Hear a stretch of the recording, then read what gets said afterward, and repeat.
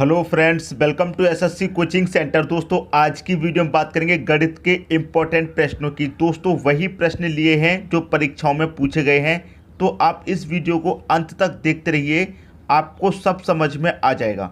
ठीक है दोस्तों, तो चलिए स्टार्ट करते हैं। पहला प्रश्न है आपका 2/3, 3/5 और 5/6 में सबसे बड़ी तथा सबसे छोटी भिन्न का अंतर क्या है। अंतर हमें पता करना है। अब देखिए, यहाँ पर 3 भिन्न हैं। सबसे पहले तो हमें इसमें यह पता करना होगा कि सबसे छोटी भिन्न कौन सी है और सबसे बड़ी कौन सी है। तो कैसे पता करते हैं दोस्तों, मैंने क्या बताया, दोनों का अंतर करते हैं, ऊपर नीचे वाली संख्या का और ऊपर वाली में डिवाइड। तो 2 और 3 का अंतर कितना आएगा, 1 आएगा। 1 से क्या करेंगे, ऊपर वाली संख्या में डिवाइड। 3 और 5 का अंतर कितना आएगा, 2 आएगा। 2 से क्या करेंगे, ऊपर वाली संख्या में डिवाइड। 5 और 6 का अंतर 1 आएगा। 1 से करेंगे ऊपर वाली संख्या में डिवाइड। कभी भी आपको भिन्न पता करनी है, बड़ी भिन्न हो चाहे छोटी, आपको सभी पता चल जाएगा इस तरीके से, अंतर करके ऊपर वाली संख्या में डिवाइड। अब मैं 1 से 2 में डिवाइड दूंगा तो डिवाइड कितनी बार जाएगा, 2 बार। 2 से 3 में दूंगा तो 2 एकम 2, 1 बचेगा, नहीं जाएगा तो दशमलव, कितना हो जाएगा, 10, 2 पंजे 10। ठीक। 1 से 5 में दूंगा तो कितनी बारी जाएगा, 5 बारी जाएगा। अब हमसे क्या कहा गया था कि सबसे बड़ी तथा सबसे छोटी भिन्न का अंतर क्या है। तो सबसे बड़ी कौन सी है दोस्तों, 5। किससे निकल के आई है, 5/6 से। तो ये क्या हो जाएगी दोस्तों, 5/6 सबसे बड़ी भिन्न। और सबसे छोटी कौन सी है, 1.5, ये सबसे छोटी है। किससे निकल के आई है, 3/5। तो 3/5 आपकी क्या है, सबसे छोटी भिन्न। ठीक है, इनका क्या पूछ रहा है, अंतर पूछ रहा है, तो हम इनका अंतर कर लेंगे। इतनी बात दोस्तों समझ में आई। अब देखिए, 6 और 5 का आप एलसीएम लेंगे, कितना आ जाएगा, एलसीएम आ जाएगा आपका 30। 6 से काटो 30 को 5 बार में, 5 बचे कितना, 25। माइनस 5 से काटेंगे 30 को 6 बार में, 6 त्रिक का कितना, 18। अब 25 में से आप 18 घटा देंगे, कितना बचेगा, 7। बट्टे में कितना है, 30। ये आपका आंसर हो गया। सबसे बड़ी तथा सबसे छोटी भिन्न का अंतर क्या है, 7/30। 7/30 पहले ही ऑप्शन में दे रखा है, ये आपका आंसर हो जाएगा। मैं उम्मीद करता हूं सभी की समझ में प्रश्न बहुत ही अच्छे तरीके से आ गया होगा। अब देखेंगे अगला क्वेश्चन। अगला क्वेश्चन है आपका, एक वस्तु को 1250 रुपये में बेचने पर 25% की हानि होती है। यदि उस वस्तु को 1500 रुपये में बेचा जाए तो कितने प्रतिशत का लाभ या हानि होगी। दोस्तों, इन प्रश्नों के लिए आप बहुत कन्फ्यूज़न में रहते हैं, लेकिन आज के बाद आपका सारा कन्फ्यूज़न खत्म हो जाएगा। ऐसी ट्रिक लेकर आया हूं। ट्रिक क्या है दोस्तों, लिख लीजिए। SP1 सेलिंग प्राइस 1 बट्टे में क्या रखेंगे आप, 100 प्लस माइनस ए का मतलब है लाभ या हानि। अगर हानि है तो माइनस, लाभ है तो प्लस। क्लियर, बराबर सेलिंग प्राइस 2 बटे में यही रखना है, 100 प्लस माइनस ए। ठीक है, अब देखिए, सेलिंग प्राइस 1 क्या है, 1250 रुपये बेच रहा है, तो सेलिंग प्राइस 1 क्या हो गया, 1250। बटे में क्या रखेंगे, 100 प्लस माइनस ए। 25% की हानि होती है। जब 1250 रुपये में बेचता है तो 25% की क्या होती है, हानि। तो क्या करेंगे, 100 में से हानि की बात कर रहा है, मैंने क्या कहा, अगर हानि है तो माइनस, लाभ है तो प्लस। हानि है 25 की, तो 100 में से 25 माइनस कर देंगे, कितना लिखेंगे, 75। बराबर सेलिंग प्राइस 2 कितना है, 1500 है, 1500 लिखेंगे बटे में। अब क्या कह रहा है कि 1500 रुपये में बेचा जाए तो कितने प्रतिशत का लाभ या हानि होगी। नहीं पता लाभ होगा या हानि, तो 100 प्लस लाभ, लाभ ले लो, 100 प्लस माइनस ए, कुछ भी ले लो, हमें नहीं पता, लेकिन हम यहाँ पर ए तो रखेंगे। ठीक है, अगर हमारा आंसर प्लस में आएगा तो लाभ हुआ है, अगर माइनस में आएगा तो हानि हुई है, इतना याद रखिएगा। क्लियर है। अब देखिए क्या होगा, यहाँ पर इसको अगर हम कटाएंगे तो ये कट रहा है दोस्तों कितने से, देखिए मैं यहाँ पर कटाऊँ तो ये कट रहा है 25 त्रिक का 75, 25 पंजे 125 और एक ये 0 50। ठीक है, अब देखिए यहाँ 0 से ये 0 कट जाएगा। क्लियर, 5 से काटूंगा, 5 त्रिक का 15 और एक ये 0 30 बार में कट जाएगा। इतनी बात दोस्तों समझ में आई। अब क्या हो जाएगा, इनका क्रॉस मल्टीप्लाई, तो 100 प्लस माइनस ए इधर आ जाएगा, 100 प्लस माइनस ए इधर आ जाएगा, बराबर 3 का मल्टीप्लाई 30 से हो जाएगा, 3 त्रिक का 9 और एक ये 0। क्लियर। अब देखिए, इधर 100 प्लस का है, बराबर के इधर जाएगा तो माइनस का हो जाएगा, हमें ए का मान निकालना है। तो ए बराबर 100 प्लस का है, इधर आके माइनस का, तो 90 माइनस 100, ठीक है। तो ए का मान हम निकालेंगे, तो देखिए प्लस का है 90 है, माइनस का 100 है, तो आपका आंसर क्या आएगा माइनस का 10। माइनस के 100 में से प्लस का 90 घटेगा, आंसर आएगा माइनस का 10। तो ए आपका क्या निकल के आया माइनस का। जब माइनस निकल के आया इसका मतलब क्या है 10 की हानि हो रही है। क्लियर है, 10% की क्या हो रही है आपको हानि हो रही है। ये आपके प्रश्न का सही आंसर हो जाएगा। आगे दोस्तों बात समझ में, सभी चीज़ें आपको बहुत ही अच्छे तरीके से समझ में आएंगी, बहुत ही क्लियरली समझ में आएंगी। ऐसा नहीं होगा कि कहीं पर कोई डाउट रह जाए। बस आप वीडियो को पूरा अंत तक देखते रहिए, सारे डाउट क्लियर हो जाएंगे। अब देखते हैं अगला क्वेश्चन।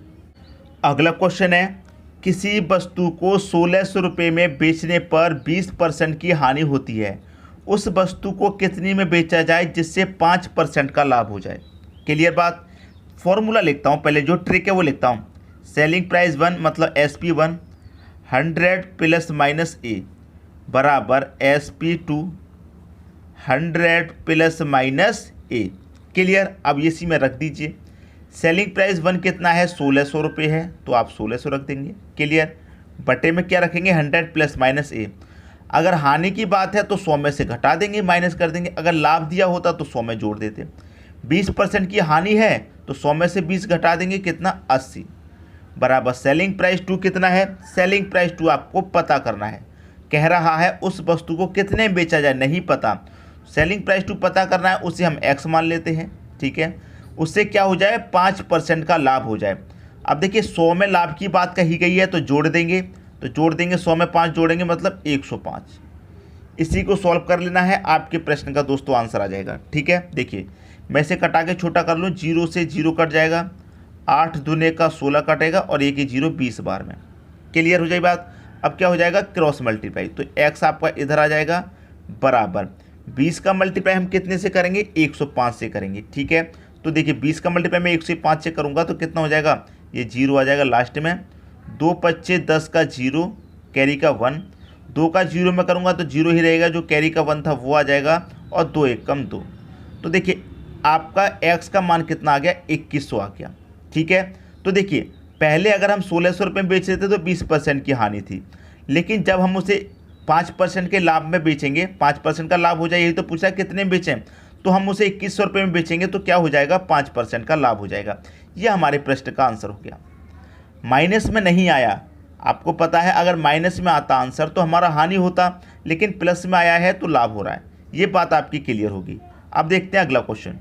अगला प्रश्न है, एक दुकानदार किसी वस्तु को एक निश्चित मूल्य पर बेचता है और 10% की हानि प्राप्त करता है।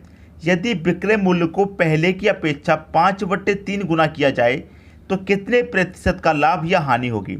फॉर्मूला दोस्तों यहाँ पर मैंने पहले से ही लिख दिया है। ठीक है, अब देखिए SP1 हमारा कितना है, क्या कह रहा है, एक दुकानदार किसी वस्तु को एक निश्चित मूल्य पर बेचता है। क्या है दोस्तों हमारा विक्रय मूल्य, एक निश्चित मूल्य पर बेचने का मतलब है हमारा जो विक्रय मूल्य है वो 1, तो सेलिंग प्राइस 1 कितना हो जाएगा हमारा 1 हो जाएगा, बटे में क्या है 100 प्लस माइनस ए। जब हमारा एक निश्चित मूल्य पर बेचता है तो 10% की हानि होती है, तो 100 में से 10 घटा के लिखेंगे मतलब 90 बराबर।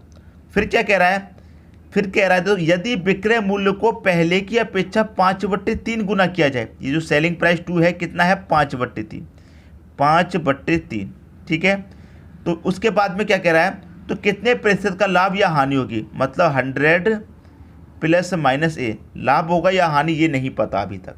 क्लियर, नहीं पता कोई बात नहीं, इसका तो दोस्तों क्रॉस मल्टीप्लाई हो जाएगा। 100 प्लस माइनस ए का मल्टीप्लाई 1 से करेंगे तो क्या रहेगा 100 प्लस माइनस ए ही रहेगा बराबर, इसका मल्टीप्लाई इधर करेंगे तो ये क्या है हमारा 5/3 मल्टीप्लाई कितना हो जाएगा 90। क्लियर।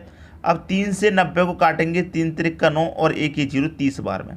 ठीक है, और 5 का 30 से मल्टीप्लाई करेंगे 150, 30 पंजे 150, तो इधर क्या है 100 प्लस माइनस ए बराबर 30 पच्चे 150, 150।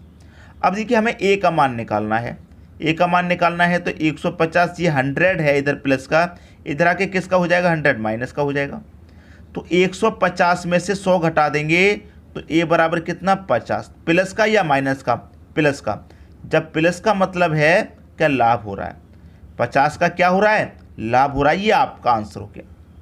आगे दोस्तों बात सबकी समझ में, कोई स्टूडेंट ऐसा नहीं होगा जिसकी समझ में नहीं आया हो। अब देखेंगे अगला क्वेश्चन। अगला प्रश्न है, एक वस्तु को 144 रुपये में बेचने पर उतने ही प्रतिशत का लाभ होता है जितना वस्तु का क्रय मूल्य होता है। वस्तु का क्रय मूल्य बताइए। देखिए अब ये प्रश्न चेंज हो गया है, प्रश्न का जो टाइप है वो चेंज हो गया है। जब टाइप चेंज हो गया दोस्तों तो आपका ट्रिक भी थोड़ा सा चेंज होगा। देखिए ट्रिक में क्या चेंज है, यहाँ पर मैं लिख देता हूँ। जो ट्रिक है हमारी, SP बराबर CP clear into 100 plus minus A और पूरे का बटा दोस्तों कितना 100।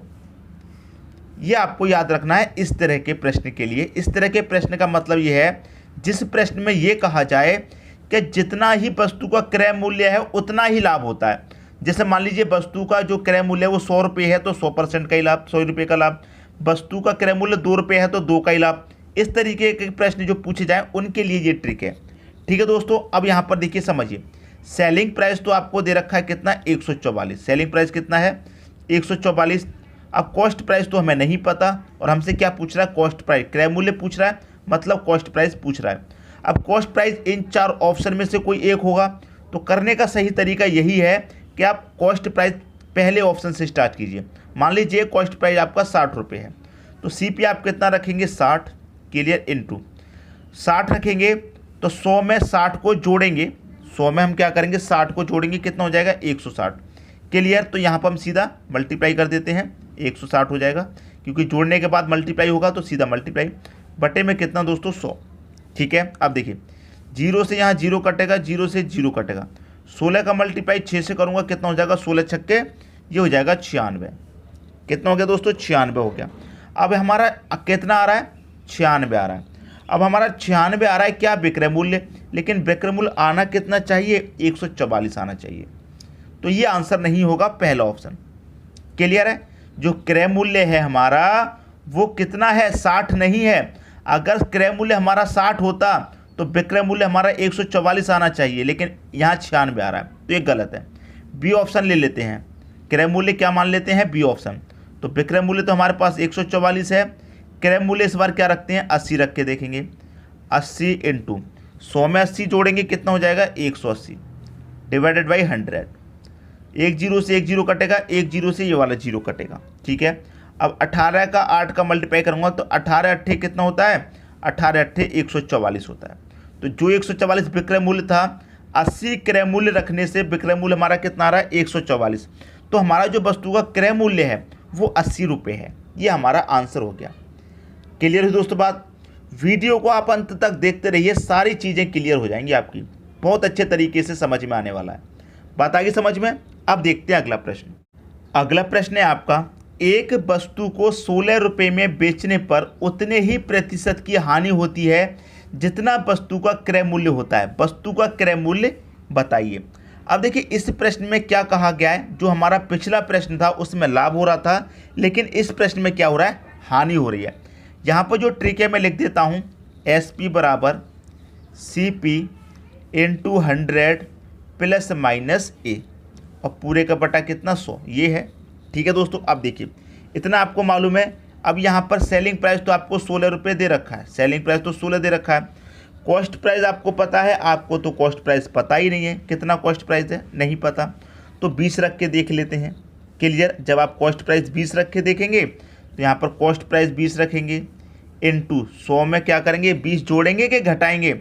जब हानि की बात हो रही है दोस्तों तो घटाएंगे, और पिछले क्वेश्चन में लाभ की बात थी तो हमने जोड़ा था उसमें, लेकिन यहाँ पर हानि की बात कही गई है तो 100 में से 20 घटा लेंगे तो कितना हो जाएगा 80 मल्टीप्लाई 80 बटे में कितना 100। 0 से 0 गया, 0 से 0 गया, 8 दूनी का कितना, 8 दूनी का कितना निकल के आ गया आपका 16 निकल के आ गया। 8 दूनी का कितना निकल के आ गया दोस्तों, 16 निकल के आ गया। तो आपका देखिए पहला ऑप्शन सही है, पहला ऑप्शन क्या है सही, लेकिन रुक जाइए अभी दूसरा ऑप्शन भी चेक कर लीजिए, क्योंकि इसमें जो तीसरा ऑप्शन है वो दे रखा है A plus B. A plus B का मतलब A भी सही और B भी सही। अगर ऐसा है मतलब ये, अगर ये दोनों ऑप्शन सही हुए तो हमारा क्या हो जाएगा, C ऑप्शन सही हो जाएगा, मतलब A और B दोनों सही हैं। तो हमारा पहला ऑप्शन तो सही है। दूसरा चेक करते हैं, 80 लेकर के, तो सेलिंग प्राइस तो हमारा 16 ही है, बराबर अगर हम क्या करेंगे कॉस्ट प्राइस 80 मान लें, कितना 80 इंटू 100 में से 20 घटाएंगे, हानि की बात है। देखिए यहाँ पर जो हम बात कर रहे हैं, क्या बात कर रहे हैं, इसमें कर रहे हैं 16 रुपये में बेचने पर उतने ही प्रतिशत की हानि होती है जितना वस्तु का क्रय मूल्य है। तो क्रय मूल्य इस बार हमने कितना माना है, 80 माना है। जब क्रय मूल्य हमने इस बार 80 माना है तो हानि कितने की होगी, 80 की ही होगी। देखिए प्रश्न में अगर ये चीज़ें नहीं समझे तो कभी सवाल गलत नहीं होगा। देखिए यहाँ पर हमने क्रय मूल्य 20 माना था तो 20 की हानि होगी, क्योंकि जितना वस्तु का क्रय मूल्य है उतने की हानि की बात कर रहे हैं। वस्तु का क्रय मूल्य 20 है तो 20 की हानि, वस्तु का क्रय मूल्य 80 है तो 80 की हानि। यहाँ वस्तु का क्रय मूल्य हमने 20 माना तो हानि 20 की कही थी। अब इस बार वस्तु का क्रय मूल्य 80 माना तो हानि कितने की होगी, 80 की। तो 100 में से 80 को घटा देंगे, कितना 20 आ जाएगा, बटे में कितना 100, 0 से 0 गया, 0 से 0, 8 दूने का 16। अब यहाँ पर भी मैच कर रहा है तो ये ऑप्शन भी सही हो गया। तो पहला और दूसरा ऑप्शन छोड़ने के बाद में हमारा जो सही ऑप्शन होगा वो सी, ए प्लस बी का मतलब है ए भी सही है और बी भी सही है, तो सी ऑप्शन हो जाएगा हमारे प्रश्न का सही आंसर। उम्मीद करता हूँ सभी को क्वेश्चन बहुत ही अच्छे तरीके से समझ में आ गया होगा। अब देखेंगे अगला क्वेश्चन। अगला प्रश्न है 2/3, 3/4, 5/9 और 7/9 में सबसे बड़ी भिन्न कौन सी है। भिन्न पता करने का मैंने आपको सबसे आसान तरीका बताया है, दोनों का अंतर कीजिए, 2 और 3 का अंतर 1। अंतर से क्या करेंगे, ऊपर वाली संख्या में डिवाइड, ऊपर 2 है, 3 4 का अंतर 1, ऊपर वाली संख्या में डिवाइड, 5 9 का अंतर 4, ऊपर वाली संख्या में डिवाइड, 7 9 का अंतर 2, ऊपर वाली संख्या में डिवाइड। क्लियर, 1 से 2 में डिवाइड करूँगा 2, 1 से 3 में करूँगा 3, 4 से करूँगा 5 में, तो 4 एकम 4, 1 बचेगा नहीं जाएगा 10, मतलब 10 हो जाएगा, 4 दूने का 8, 2 से काटूंगा 2 त्रिक का 6, 1 बचेगा नहीं जाएगा 10, मतलब 10 हो जाएगा, 2 पंजे 10। सबसे बड़ी भिन्न कौन सी है, इन चारों में सबसे बड़ा कौन, ये 2, ये 3, ये 1.2, ये 3.5, ये 3 है, ये 3.5, बड़ा कौन, आप कहेंगे 3.5। किससे निकल के आया है, 7/9 से। तो 7/9 आपकी क्या हो जाएगी, सबसे बड़ी भिन्न, 7/9 पहला ऑप्शन हो जाएगा आपके प्रश्न का दोस्तों सही आंसर। तो मैं उम्मीद करता हूं सभी को प्रश्न बहुत ही अच्छे तरीके से समझ में आ गए होंगे। दोस्तों अगर वीडियो पसंद आया तो लाइक कीजिए, ठीक है, दोस्तों में शेयर कीजिए, जितने भी आपके दोस्त हैं तैयारी कर रहे हैं सभी के पास वीडियो को शेयर कीजिए, और वीडियो कैसा लगा उसके लिए आप हमारे पास कमेंट कीजिए। ठीक है दोस्तों, वीडियो देखने के लिए आपका बहुत बहुत धन्यवाद।